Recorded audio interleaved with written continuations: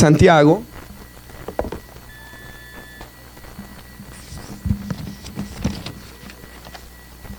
Su capítulo 4, versículo 1.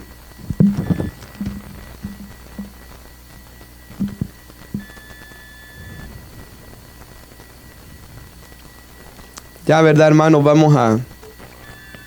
ya solo nos quedan 2 capítulos del libro de Santiago y el día de hoy, hermanos, vamos a ver bastantes versículos. Vamos a ver desde el 1 al 10. Así que, hermanos, nos preparamos y si quiere poner su teléfono en silencio, ¿verdad? También, hermanos, para concentrarnos en la predicación. Santiago capítulo 4, vamos a leer solo el versículo 1 para iniciar. El tema de hoy, hermanos, es guerras y conflictos, ¿verdad? Guerras y conflictos. Y la palabra de Dios dice, ¿de dónde vienen las guerras y los pleitos entre vosotros? Hace la pregunta. Y él contesta, ¿verdad? Haciendo la misma pregunta, preguntándole, ¿no es de vuestras pasiones las cuales combaten en vuestros miembros? Puede sentarse, hermanos.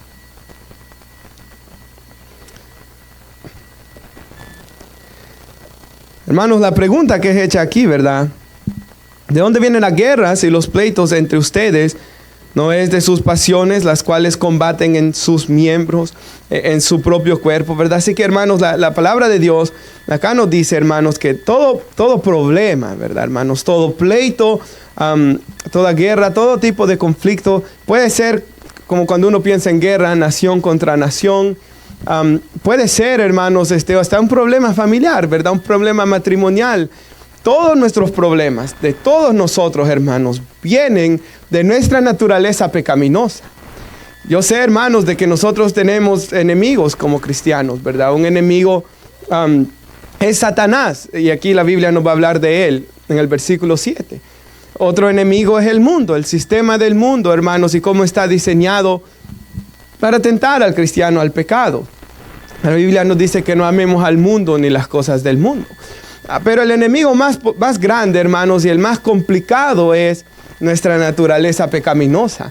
Porque Satanás y el mundo nos pueden tentar, pero es una tentación externa. Nuestra naturaleza pecaminosa es una tentación interna que viene desde el corazón, hermanos. Entonces, de ahí, hermanos, dice aquí la Biblia de que los peligros y los pleitos vienen de nuestra naturaleza pecaminosa. Algo similar a lo que dijo Santiago en el capítulo 1, si usted se recuerda, versículo 13, cuando alguno es tentado, no diga que es tentado de parte de Dios, porque Dios no puede ser tentado por el mal. Dios no tienta a nadie. Así que cada uno es tentado cuando de su propia concupiscencia, dice, es atraído y seducido. Así que cada uno de nosotros, cuando pecamos, hermanos, pecamos por nuestra naturaleza pecaminosa, ¿verdad? Nunca, hermanos, viene el pecado de lo externo. Nos puede tentar lo externo, pero cada uno de nosotros peca, hermanos, por nuestra propia naturaleza pecaminosa, ¿verdad? Y eso es lo que la palabra de Dios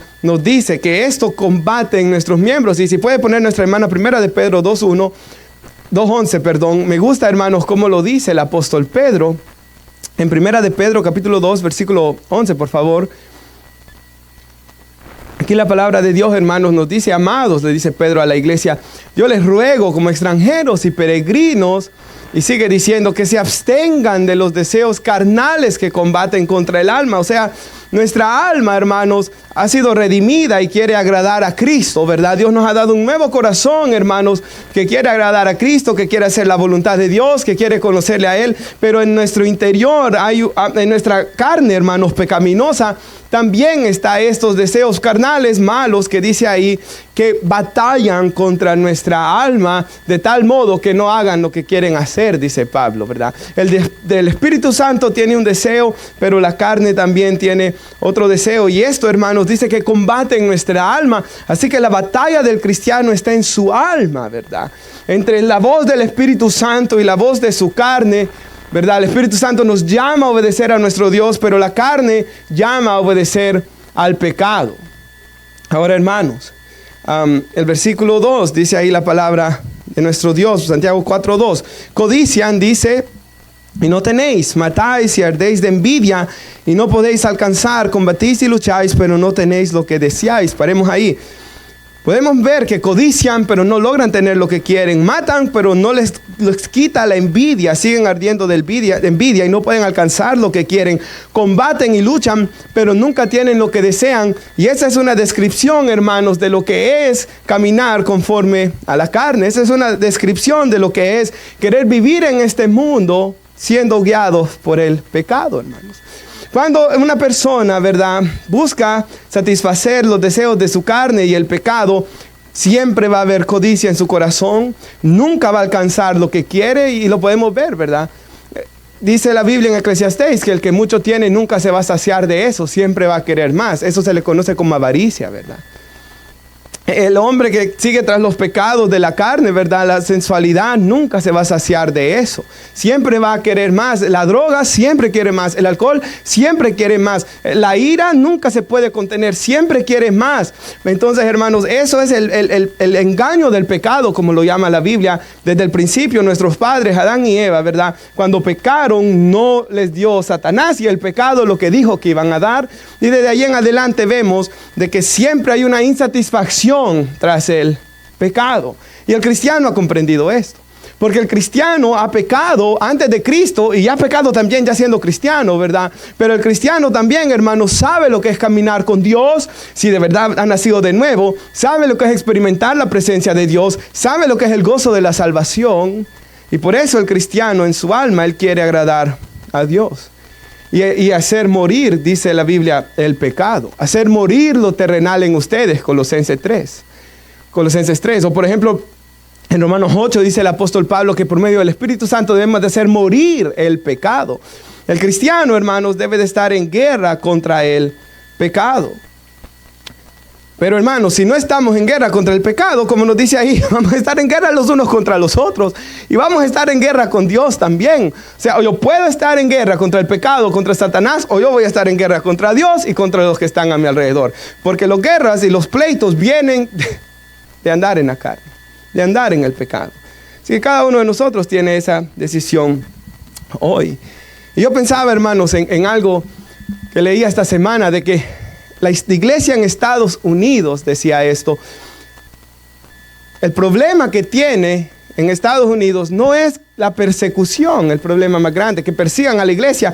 Si no nos persiguen, ¿verdad, hermanos? Somos libres de congregarnos acá, somos libres de hablar lo que queramos de Dios, de redes sociales, sea en la calle. Hay un hermano de que, no sé si ustedes se recuerdan en el aniversario, un hermano americano que vino aquí, que él habla español porque fue misionero con su familia y sus suegros. Ese hermano, nos hicimos amigos en Facebook y él va todos los sábados enfrente de una clínica de aborto a decirle a todas las personas que van ahí con un speaker y un micrófono, llega, y es americano, él llega y predica todos los días contra esto. Y durante el año, desde el año pasado que vino acá, en su Facebook he visto por lo menos 2 o 3 testimonios de mujeres que no mataron a sus niños porque él les predicó la palabra de Dios. Tenemos libertad de expresión, podemos predicar la palabra de Dios. Así que el problema más grande de la iglesia en Estados Unidos no es la persecución que viene del mundo, sino la seducción que viene del mundo. Es así como Satanás está obrando. No es tanto que nos persigan, es que nos seducen. Y de esta manera, hermanos, Satanás, cuando él nos seduce y nos hace pecar, nos aleja de la presencia de Dios. Y ustedes quizás vieron un videoclip que yo compartía, hermanos, de un pastor que estaba predicando y él decía esto: cuando, dice él, mi deseo por la presencia de Dios mengua, mi deseo por las cosas del mundo va creciendo. O sea, cuando menos deseo a Dios, su palabra, su presencia, más voy a desear las cosas del mundo, pero entonces voy a codiciar y no voy a tener, voy a matar, o quizás no voy a matar, pero como dice la Biblia, el que aborrece a su hermano es homicida, ¿verdad? Voy a tener este odio, voy a arder de envidia, pero nunca voy a poder alcanzar, voy a combatir y luchar, pero nunca voy a poder tener lo que deseo. Ese será el fin, hermanos, de dejarse uno seducir por el mundo, por Satanás. Él va a alejar nuestro corazón de Dios, va a hacer que nuestra deseo por la presencia de Dios mengue. Y el problema es de que entre más mengua mi deseo por Dios, más aumenta mi deseo por las cosas del mundo y más conflicto va a haber a mi alrededor. Va a haber más conflicto en mi corazón, porque esto yo lo sé. Entre más lejos estoy de Dios, más conflicto hay en mi corazón. Y usted y yo lo sabemos, ¿verdad, hermanos? Entre más lejos estamos de Dios, más conflicto hay en nuestro corazón. Así que el versículo 3 nos dice, el final del 2 y el principio y todo el capítulo, el versículo 3, hermanos, dice: combatís y lucháis, pero no tenéis lo que deseáis, porque no pedís. Y luego dice el 3, pedís y no reciben, porque piden mal para gastar en sus deleites. Así que aún las cosas que le piden a Dios, que quieren de Dios, no las reciben, ¿verdad? Porque Dios sabe que sus corazones son malvados, solo quieren para sus deleites. Y es algo muy similar a lo que vino diciendo Santiago en el capítulo 1, versículo 5, donde dice: si alguien tiene falta de sabiduría, pídala a Dios, Él la va a dar en abundancia, Él la da sin reproche, pero pida con fe, no dudando, dice la palabra de Dios, ¿verdad? Porque el que duda es semejante a la onda del mar, que es llevado de aquí y allá. Muchas gracias, hermano, por el pasaje bíblico ahí. No piense que el que tal haga recibirá alguna cosa del Señor. El hombre de doble ánimo es inconstante en todos sus caminos. O sea, esa persona que es de doble ánimo, va a aparecer otra vez esa palabra, si usted se recuerda, es una alma dividida, una mente dividida. De donde viene la palabra psicología. Estaba viendo hoy en la mañana, hermanos, que psychos, algo así es la palabra griega. O sea, una alma que está dividida. Porque, y usted se imagina, hermanos, una persona con su corazón dividido jamás va a ser feliz. Porque ni es feliz en Dios, ni es feliz en el mundo. Eso le pasa a todo el que ha conocido a Cristo. Jamás, jamás. Si el que es mundano es infeliz en el mundo, el que ha conocido a Cristo es más infeliz en el mundo aún. Más infeliz en el mundo será esa persona, hermanos. Y aquí Santiago nos dice de que hay personas que piden, pero no reciben nada de parte de Dios, porque piden mal para gastar en sus deleites, porque tienen un corazón de doble ánimo, porque son inconstantes o inestables, se traduce en otra traducción de la Biblia. Esa persona que es inestable, que no puede estar firme en Cristo, nunca va a recibir cosa alguna de parte de Dios. Y no sé si nuestra hermana puede poner este pasaje que a mí en lo personal me encanta, 1 de Juan 5:14. Y mire lo que nos dice aquí la palabra de Dios. Esta es la confianza que tenemos en Él. Piensen esto, hermanos. Si yo le presto dinero, digamos, a alguien y yo tengo la confianza que Él me lo va a dar, ¿verdad, hermanos? Pero en nuestro Dios hay plena confianza que Él siempre nos dará sus promesas. Esta es la confianza, dice, que tenemos en Él. Que si pedimos, sigue diciendo la palabra de Dios, alguna cosa conforme a su voluntad, Él nos oye. Piensen eso, hermanos. Dios va a oír su voz. Dios va a oír mi voz. El Dios creador de todo el universo va a oír mi voz si yo pido conforme a su voluntad. Si pido alguna cosa conforme a su voluntad, Él me oye. Y sigue diciendo, y sabemos que si nos oye Dios, en cualquier cosa que pidamos, que sea conforme a su voluntad, acaba de decir, ¿verdad? Sabemos que tenemos las peticiones que le hayamos hecho. Entonces, ¿qué diferencia, verdad, hermanos? Entre aquel que pide para sus deleites, aquel que pide, ¿verdad? Egoístamente, y aquel que pide, hermanos, para la gloria de Dios. Como Jesús nos enseñó a orar, ¿verdad? Que su nombre fuera santificado, que su reino viniera, que se hiciera su voluntad, que nos diera el pan de cada día, que no nos ayude, no nos permita caer en pecado y en tentación, y que perdone nuestros pecados, como nosotros perdonamos a todo el que peca contra nosotros.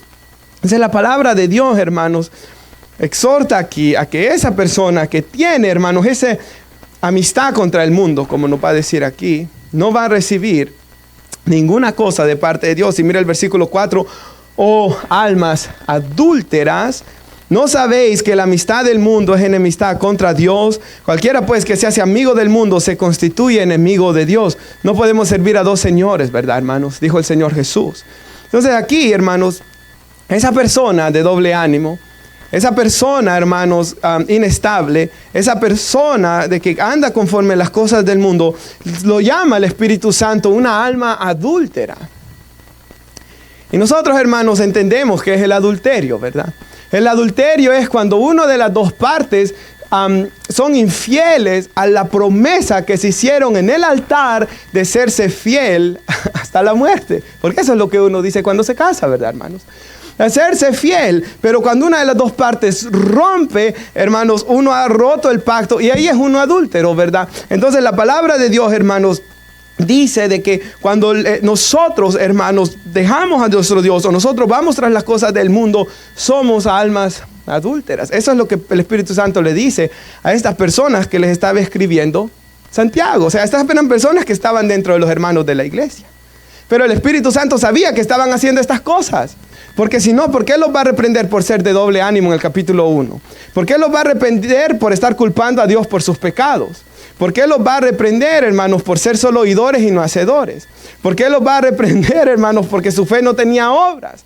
¿Por qué los va a reprender? Porque de una fuente salía bendición para Dios y maldición para su hermano, decía, ¿verdad? En el capítulo 3. O sea, el Espíritu Santo estaba reprendiendo duramente a esos hermanos, y la palabra de Dios es viva y eficaz, y hoy nos está hablando a nosotros aquí también, hermanos, de que no guardemos de estas cosas, porque estas cosas son un adulterio espiritual. Y en Jeremías capítulo 3, versículo 20, si lo puede poner nuestra hermana, vemos uno de los tantos pasajes que hay de escoger, ¿verdad? De donde nuestro Dios le dice al pueblo de Israel de que estaban en adulterio. Jeremías capítulo 3, versículo 20, por favor, hermana. De aquí vamos a ver en la palabra de Dios lo que el Señor le dice al pueblo de Israel. Mire cómo lo dice el Señor: pero como a la esposa infiel que abandona a su compañero, sigue diciendo, así prevaricasteis contra mí, oh casa de Israel, dice Jehová. Entonces, hermanos, el Espíritu Santo, ¿verdad? Siempre para ilustrarnos, hermanos, la infidelidad del pueblo de Israel al pacto que habían hecho con Dios, porque Dios siempre fue fiel a su palabra. Del lado de Dios siempre fue fiel a sus promesas. El pueblo de Israel fue el infiel, ¿verdad, hermanos? Y de igual manera nosotros podemos decir como iglesia, Dios siempre ha sido fiel a su palabra. Los infieles hemos sido nosotros de este lado, ¿verdad, hermanos? Y por eso es que aquí lo dice de esta manera la palabra de Dios, ¿verdad? Ellos prevaricaron contra el Señor al caer en este adulterio espiritual. Y si puede poner también Oseas capítulo 3, nuestra hermana. Ustedes saben que el libro de Oseas de eso se trata, ¿verdad, hermanos? Dios le dice a Oseas que se case con una mujer de mala reputación dentro del pueblo. Y, hermanos, Oseas obedece a Dios, se casa con ella, y la mujer le es infiel. Y si puede poner nuestra hermana, por favor, Oseas 3, versículo 1. Miren lo que dice aquí Dios. Otra vez le habla Jehová nuestro Dios y le dice a Oseas, aquí ya se le ha ido la mujer a pecar, ¿verdad? Ve y ama a una mujer amada de su compañero, aunque adúltera. O sea, esta mujer, hermanos, ya se ha ido, y por lo que dice que él la va a comprar, ya hasta la estaban vendiendo como esclava, ¿verdad? Como el amor de Jehová para los hijos de Israel. O sea, Oseas, hermanos, estaba dando un mensaje y yendo a buscar a Gomer, se llamaba su esposa, a irla a redimir de sus pecados. Estaba mostrando cómo Dios amaba a Israel a pesar de sus infidelidades, hermanos, y los iba a redimir comprándolos con la sangre preciosa de su Hijo Jesucristo, ¿verdad? Y de igual manera, hermanos, nosotros podemos decir que nuestro Dios nos compró a pesar de lo que éramos, y que muchas veces ya en Cristo le hemos sido infieles, hermanos. Miren lo que sigue diciendo la palabra de nuestro Dios. Los hijos de Israel miraban dioses ajenos. Eso de comer tortas de pasas se hacían en los rituales paganos, y sigue diciendo la palabra de Dios. La compré, dice Oseas, entonces para mí, por 15 ciclos de plata y un homer y medio de cebada, hermanos, y dije, tú serás mía durante muchos días. Oseas, hermanos, va y compra a esta mujer que había sido infiel. Y sabe, hermanos, cuando estaba pensando en estas cosas, oh almas adúlteras, y pensaba en esto, ¿por qué Dios les dijo esto? Y me recordaba el Antiguo Testamento, venía a mi mente una predicación que escuché hace unos días de algo que yo no había comprendido de la Biblia aún. El primero de los 10 mandamientos, ¿cuál es, hermanos?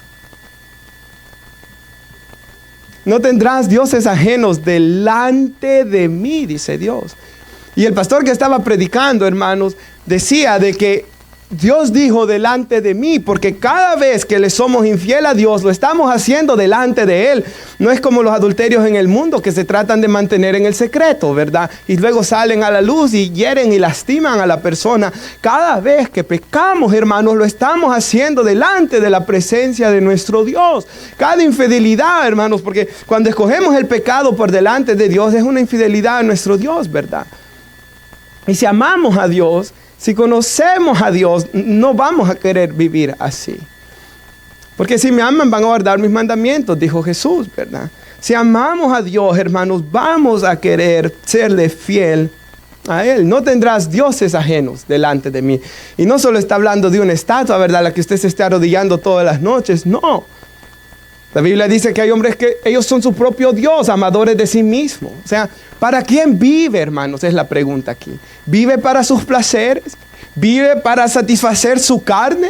Entonces usted es su Dios, o lo que usted hace es su Dios. Pero si queremos vivir para Dios, si sufrimos cuando pecamos, si queremos serle obedientes, si buscamos la llenura del Espíritu Santo, porque sabemos que separados de Él nada podemos hacer, hermanos, mostramos que Dios es nuestro Dios, que Jehová es nuestro Dios y que fuera de Él no hay otro, ¿verdad? Jesús aún les dijo a los fariseos: ustedes de labios me honran, pero su corazón está lejos de mí. Ahí vemos el peligro de esto, ¿verdad? O sea, podemos, hermanos, hasta honrar a Dios de nuestros labios, ¿verdad? Como los fariseos, y nuestro corazón estar lejos de Él. ¿Y por qué estaban lejos de Dios? En vano me honran enseñando como doctrina mandamientos de hombre. O sea, ¿cómo es que ellos, hermanos, estaban lejos de Dios? Porque estaban lejos de su palabra. O sea, ellos estaban lejos de la palabra de Dios, y eso era lo que los hacía estar lejos de Él. Dios le dio la ley a Israel para que se mantuvieran en comunión con Él. Dios nos da su palabra, hermanos, para que nos mantengamos en comunión con Él. La palabra de Dios es uno de los medios de gracia por los cuales Dios tiene intimidad con su pueblo, por los cuales Dios le habla a su pueblo. Por tanto, hermanos, la palabra de Dios debe estar cercana a nuestras vidas, ¿verdad? Porque, hermanos, quizás usted, por ejemplo, esto es algo que yo pensaba en esto del adulterio espiritual, ¿verdad, hermanos? Por ejemplo, los fariseos tenían esta creencia, ¿verdad? Nosotros, yo sé que lo predicamos aquí hace como 2-3 años, de que Jesús les dijo: ustedes oyeron, o sea, los fariseos les dijeron la palabra de Dios, ¿verdad? No matarás. Y muy bueno está, ¿verdad? No matarás. Pero yo les digo que el que esté enojado contra su hermano, o ya dice que lo llame fatuo, ¿verdad, hermanos? O sea, que prácticamente como cabeza hueca, ¿verdad? O sea, ya como una humillación porque no es tan intelectual como el otro, ¿verdad? O cualquier cosa, hermanos, ya es culpable, dijo, de juicio Jesús, ¿verdad? O por ejemplo, Jesús dijo: oíste que fue dicho, no cometerás adulterio, pero yo os digo que el que mira a una mujer para codiciarla, ya adulteró con ella en su corazón. O sea, el Señor, hermanos, les estaba enseñando a sus discípulos de que, hermanos, no solo es el acto externo, sino también es el acto interno que ya nos hace, hermanos, estar mal contra nuestro Dios. ¿Por qué digo esto, hermanos? Porque quizás usted se pregunta: ¿pero por qué no estoy tan cerca de Dios como yo quiero estar? Y quizás en nuestro exterior no estemos cometiendo tantos pecados externos, pero, hermanos, quizás internamente estamos ya más entregados al pecado en nuestra mente que a Dios. Y eso es lo que nos aleja de Dios. O sea, porque piensen esto, hermanos: cuando yo doblo mis rodillas y voy a orar, sea aquí con la iglesia, puede ser en mi casa también, yo estoy delante de Él, ¿verdad? Dios conoce mi corazón. Aun cuando tomamos la Santa Cena, dice: tome un tiempo para examinarse, dice. O sea, hermanos, Dios conoce mi corazón. Pero a veces, como dijo David, a Dios, líbrame de los pecados que me son ocultos. A veces porque no vemos las cosas como Dios las ve, ¿verdad? Y quizás usted ha pasado codiciando toda la semana y luego viene aquí: ¿por qué no sentí el Espíritu Santo? ¿Y por qué Dios no tiene comunión conmigo? ¿Y por qué la prédica del pastor, aquel dice que le encantó, y por qué a mí no me gustó? O hasta bravo salió porque lo reprendió todo el mensaje. Quizá fue, hermanos, por cómo anduvo lejos de Dios, divagando en su mente. Eso es, hermanos, lo que muchas veces destruye nuestra vida espiritual. Y si Satanás nos tiene dando vueltas así, ¿verdad? Me gusta lo que dijo esta frase de Billy Graham, que yo le he dicho varias veces: no puedo evitar que los pájaros vuelen sobre mi cabeza, pero sí puedo evitar que hagan nido. Hermanos, nosotros podemos evitar de que Satanás mine nuestras mentes, ¿verdad? Tomando el escudo de la fe, dice la palabra de Dios, ¿verdad? Entonces nosotros debemos de cuidar nuestras mentes, hermanos, y de ver si somos almas adúlteras o no, hermanos. Ahora, por ejemplo, eso que dice: matáis y ardéis de envidia. Yo no creo que estuvieran parte de la iglesia y matando, ¿verdad? O sea, yo no creo de que, imagínense que hubiera aquí un asesino, un homicida, hermanos, que salen las noticias y nosotros aquí, el hermano, no creo. Pero quizás estaba enojado con otro, como dice el apóstol Juan, ¿verdad? Había un odio ya entre dos, y a esos es que el Espíritu Santo los está llamando, hermanos. Matáis y ardáis de envidia, ¿verdad? Porque era hermanos que les está escribiendo esto la palabra de Dios. Mira el versículo 5, hermanos, nos sigue diciendo un poco más la palabra de Dios aquí. O pensáis, dice, que el Espíritu, o pensáis que la Escritura dice en vano, el Espíritu que Él ha hecho morar en nosotros nos anhela celosamente.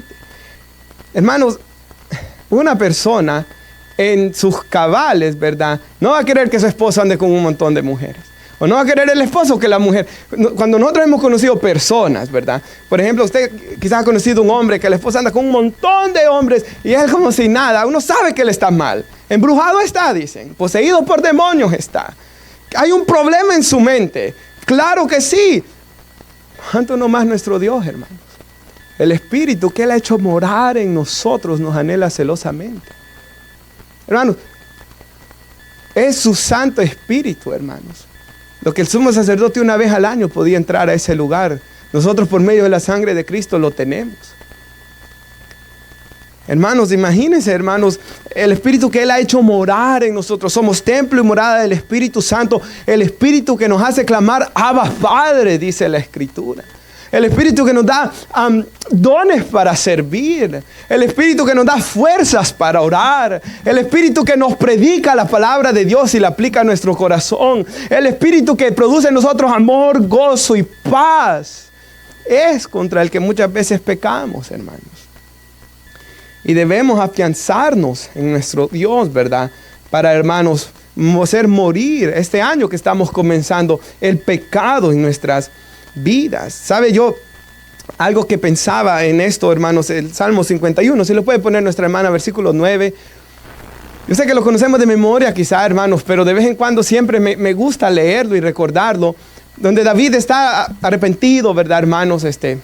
Avergonzado por todo lo que él ha hecho, y dice, esconde tu rostro de mis pecados y borra mis maldades, dice él, ¿verdad, hermanos? Y sigue diciendo, crea en mí, oh Dios, un corazón limpio y renueva un espíritu recto dentro de mí. O sea, David sabía, hermanos, de que su pecado había ensuciado su corazón de tal manera, hermanos, que él quería ser limpio.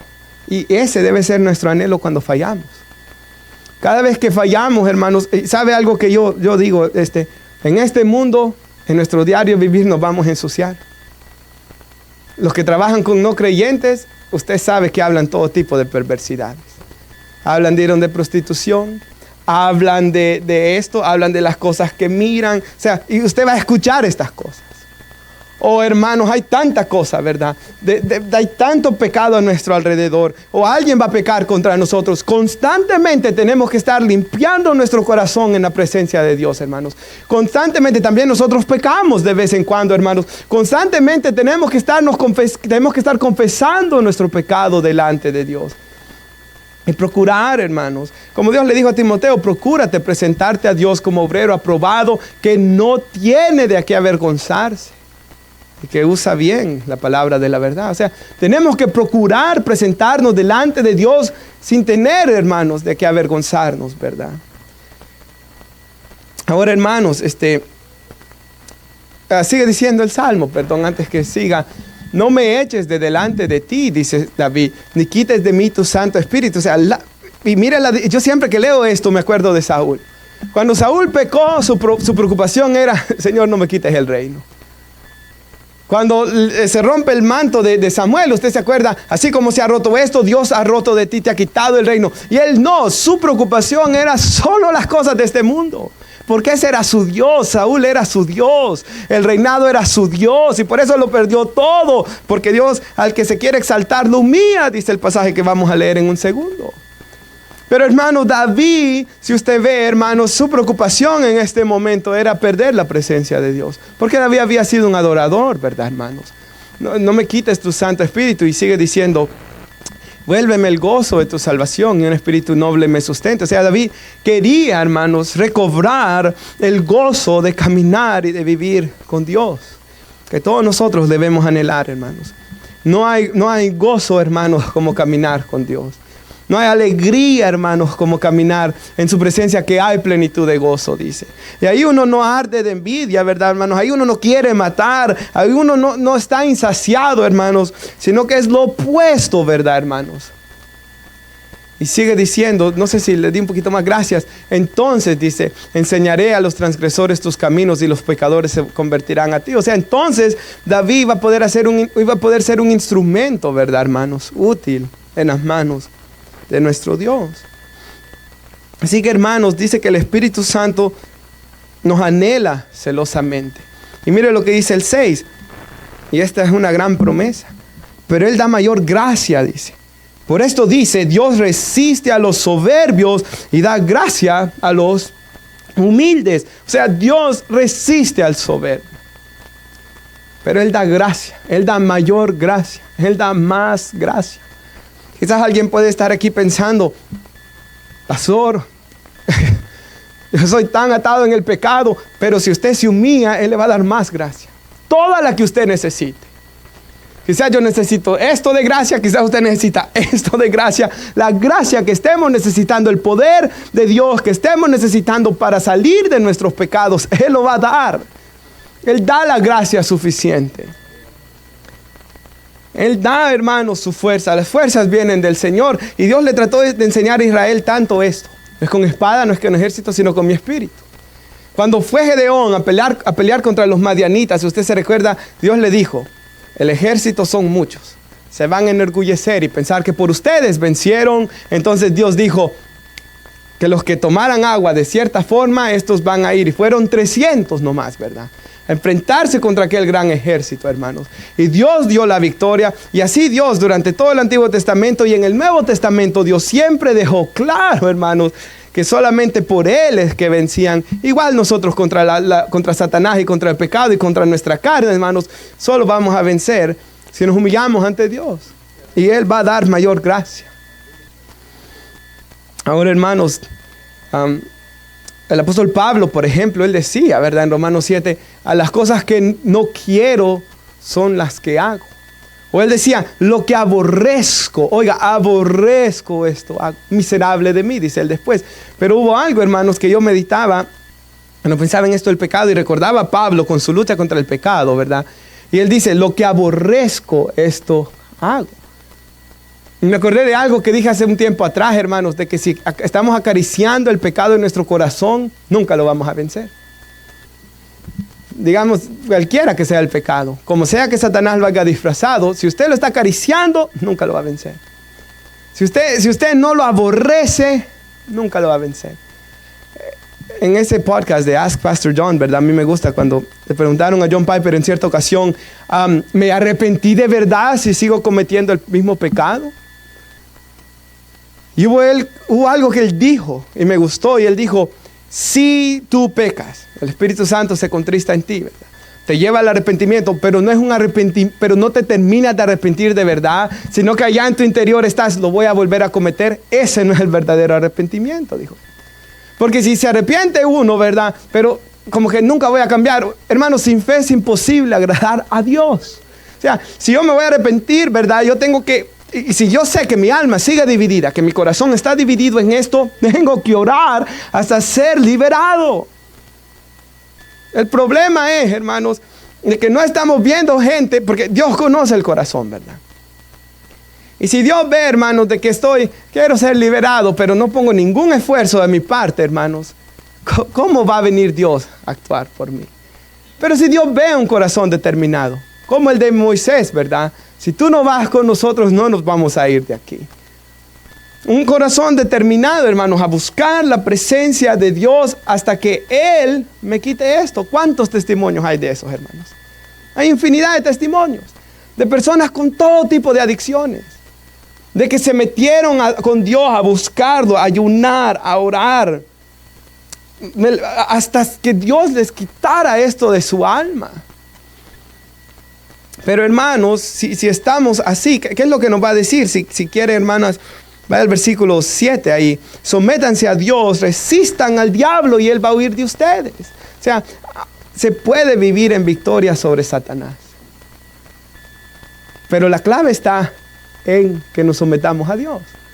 Dice que el diablo va a huir, hermanos. Fíjense qué bendición esa.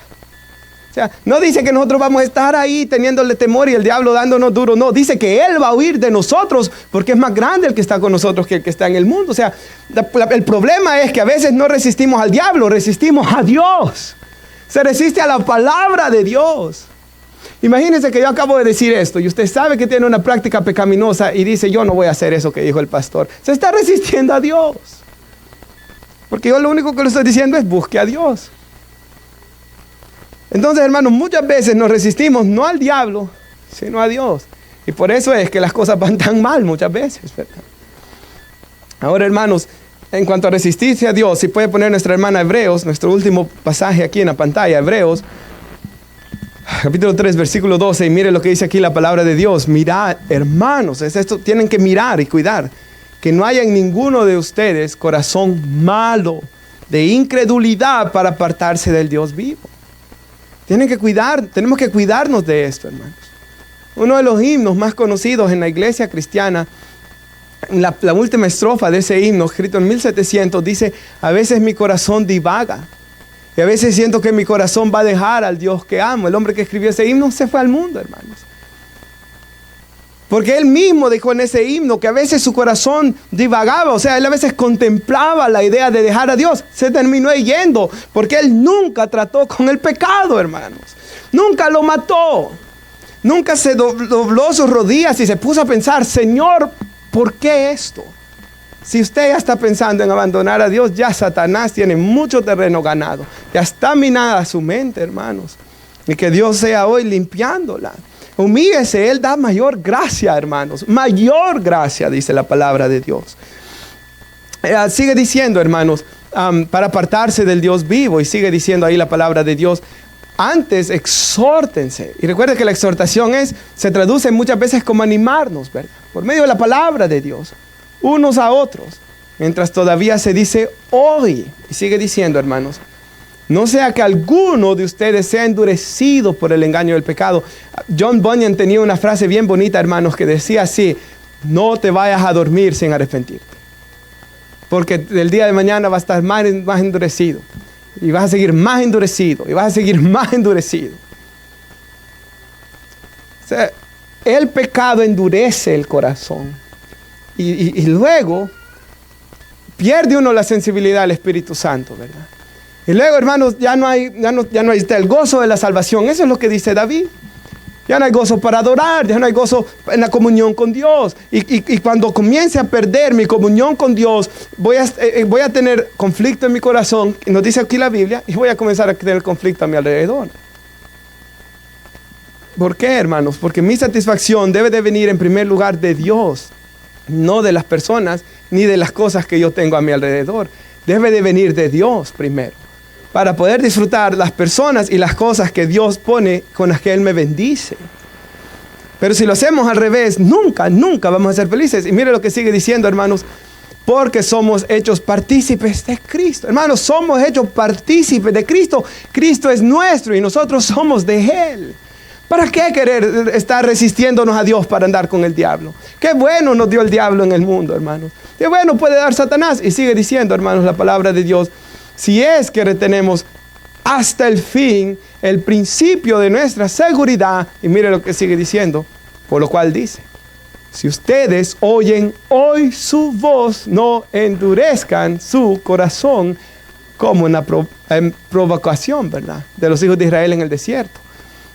Ahí vemos, hermanos, de que si hoy oímos nuestra voz, o sea, no nos arrepintamos mañana, eso hoy, ¿verdad, hermanos?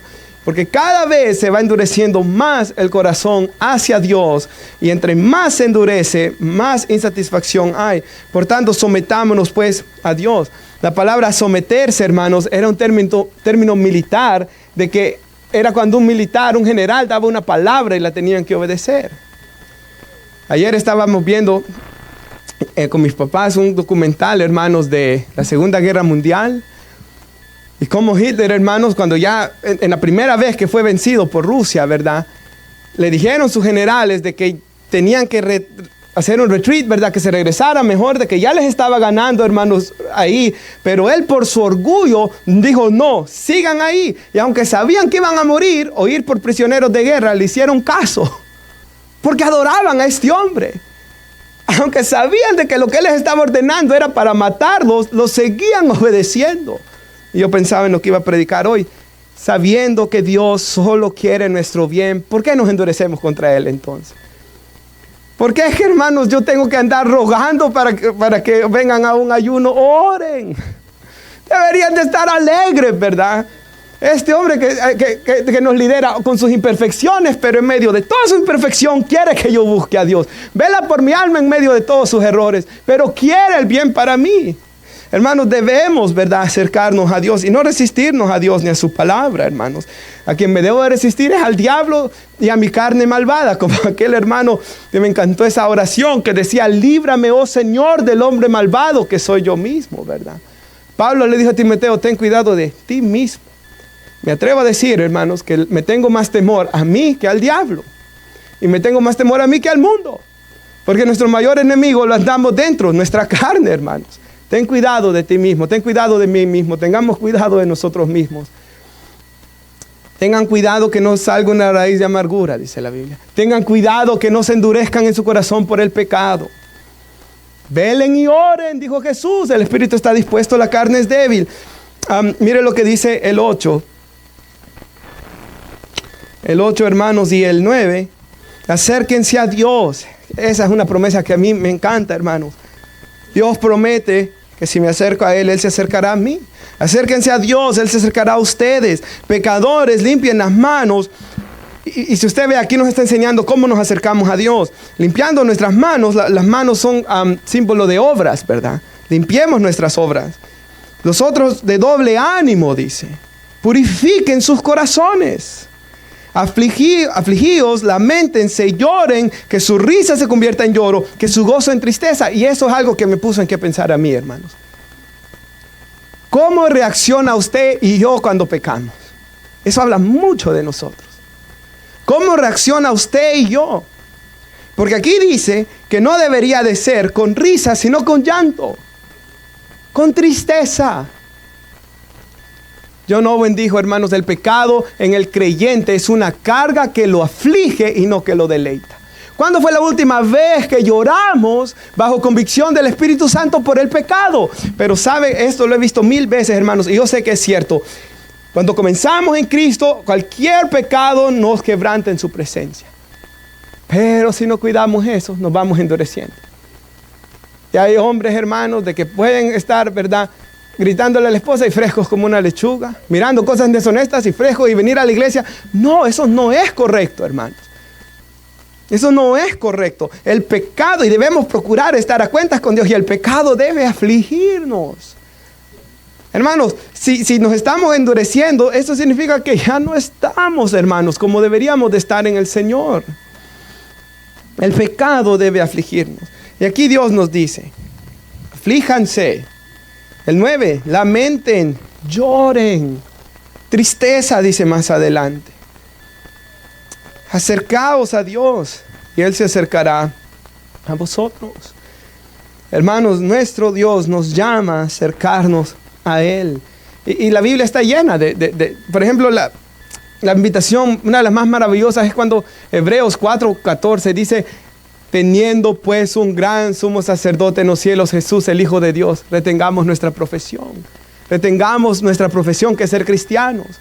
Porque no tenemos un sumo sacerdote que no se compadezca de nosotros, sino uno que fue tentado en todo, según nuestra semejanza.